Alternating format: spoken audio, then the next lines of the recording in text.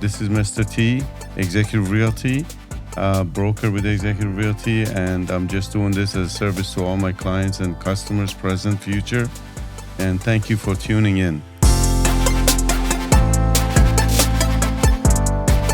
You know, that's one thing I'm noticing here and there, that they even see a black stain like show up in their somewhere on the garage wall or inside the bathroom by a exterior door. You see a black stain, guys.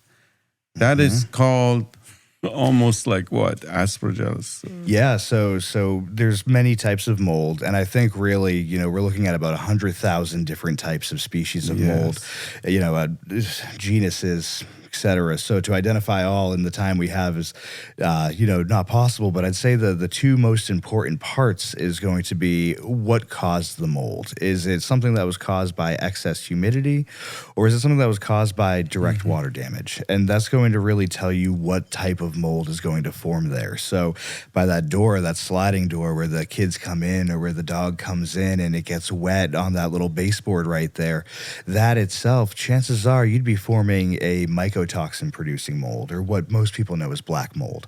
But the mycotoxin is quite literally a toxin that is produced by that mold. And if it's been wet for more than 7 to 12 days, typically you have an active area in your home that is producing toxins. Yeah, and what are those signs? I mean, how would you know, like if you're at home that, hey, I'm just not feeling right? How would you know it could be mold related? Well, a lot of it really just is that, because the symptoms for mold exposure vary in everybody. But you do have your very typical ones. If you have any sort of respiratory illness that really isn't explained, isn't going away, that of course is a good sign that the air quality is poor when you're not really feeling healthy, breathing the air that you're in. But of course it can be other things as well. You can have excessive bloody noses. You can have headaches, migraines, sensitivity to light.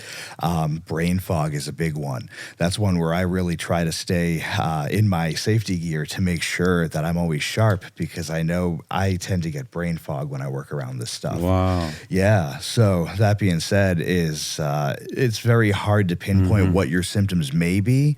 But if there's symptoms that don't quite make sense to you, that's something that is always a viable avenue to look down, is to say, hey, there may be mold in my home that's making me feel this way. Yeah, that's the thing. People don't realize, we have 4-inch slabs in Florida, and under that is just dirt. It's just dirt. dirt. That water, if you dig not too long, like your sprinkler box, you'll hit water. Oh, yeah, absolutely. So the water is there. It's under the house. It's am I right? Oh, you were right. Yeah, like 100%. when we had all this rain, Yep. it's under the house. It's going to hit the slab. And it needs to go somewhere. Yeah. And your house is usually it, if, there's nowhere for that water to drain off to. And with that 4-inch slab, concrete itself is a semi-porous material. It's something that is harder to saturate, say more so than drywall, but at the same time, it's still able to be penetrated. Okay, so let's say I got flooded and a water restoration company comes. My experience was they did the machines, they cut that, but how do I know that I'm in a safe environment?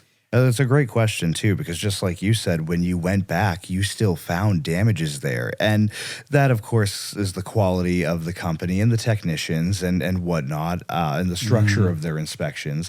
But I do think that besides the moisture, of course, having that mold test is going to be a great way to determine not only if there is mold in the air, but how this event has affected the quality of the air in your home. I mean, for us, we see just a little bit of mold in the kitchen as a potential that the rest of the home has now been contaminated, because mold travels by airflow. And as soon as that those spores hit the air, it's going to go through the ductwork and travel into other rooms and things like that. So we don't want to just focus on that little spot that was an issue, but really everything. And air testing is a great way to understand how that is transposed into the rest of your home. So yeah, I would say definitely if you come in, and you see mold, it may not always be helpful to do an air test right away because we know that there's mold there and something has to be done about it. But doing a post test after is always going to be helpful just to make sure that you've done a good job and that if you have say saved the drywall, and I do believe in restoring things, if you don't have to rip it out, amazing. If you do what you have to do. But in that scenario anyways, that would really tell us like, well, hey, has mold proliferated here? Again, guys, this is Florida. I know some people like to leave the doors open, windows open, all of that. Yeah. But what happens is it just builds. So a lot of times I walk in a home, everything is closed, and the AC is set on 82. Yes, I see it and too. And then, the furniture gets all smells like mold, mildew. Right. Mildewy, that musty smell. You smell it through the whole house almost because the AC is not coming on to circulate. And people think they're saving money by putting it on 82. But, right. When you come home and you lower it now to 75 or whatever, it's got to work 10 times harder to get the room back to it. So I've learned, I heard years ago, in Florida, your AC should be set at 78. What is your 78 to 79, something like that? I would say it really depends on the environment. For me, my typical recommendation would be 72. If you that's I know, cold. and I know a lot of our residents, do tend to kind of get cold easily. And I would say between 72 to 78 is probably a safe spot. 78 makes me a little bit nervous because sometimes it won't turn on as often. But with when we have cooler weather and whatnot, you see, guys, you'd be amazed. Everywhere I go, it's all set on exactly. 80, oh yeah, 79, 81, 82, and it's very conducive to mold growth. In my house, I put 75. That's a nice, comfortable area, and because my wife gets cold. Yeah. Like, why is it so cold? Some people don't change their filters. Like we have tenants or whatever, or people. Right. Just regular owners, tenants, anybody.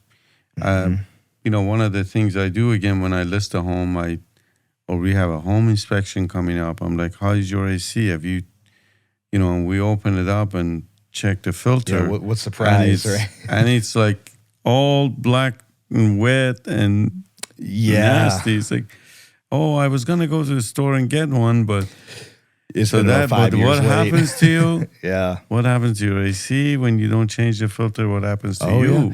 Well, that itself, is really conducive of that poor air quality because the AC, especially if it's getting wet, if you haven't cleaned that coil and the water, instead of dripping into the drain pan, is dripping on to the filter, now you have a really, double dangerous situation because you have mold spores potentially being caught by that filter. And then you have water leaking onto that, which is feeding the mold spores, and then of course dust and other things that mold can find, to thrive off of. So now you have mold growing on your filter, which is pumping air into the whole home, and that creates a whole home issue there. So guys, the message really I'm getting here is that get your air conditions maintained. Sometimes, just a shower, guys, a simple shower. I've seen where a family, like, they would shower, but one of them wouldn't turn the fan on when they showered. Yes. So they kept getting, like, stain, like, in the ceilings. And so I was like, what do we do? So we brought, different, first we thought it was the air conditioning. Gotcha. The way it was run, or they weren't running the AC. Right. So come to find out, they weren't using a fan, they weren't running the AC, and they closed all the doors. And every time they showered, they took long, hot showers. Yeah. And all of that built up mold.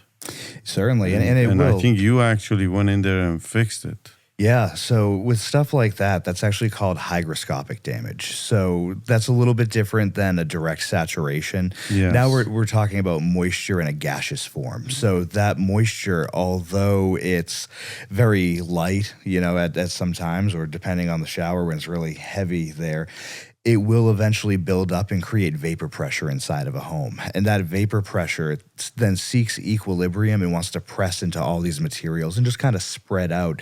And where it's very concentrated in that case, and say the idea of a shower place, you'll start to notice mold growing on things that aren't really getting directly saturated, which can be confusing for at Excessive times. moisture. Yeah, and it's just that really it's moisture in the form of a gas. Yeah, guys, he sent me a note here, like, mold prevention tips.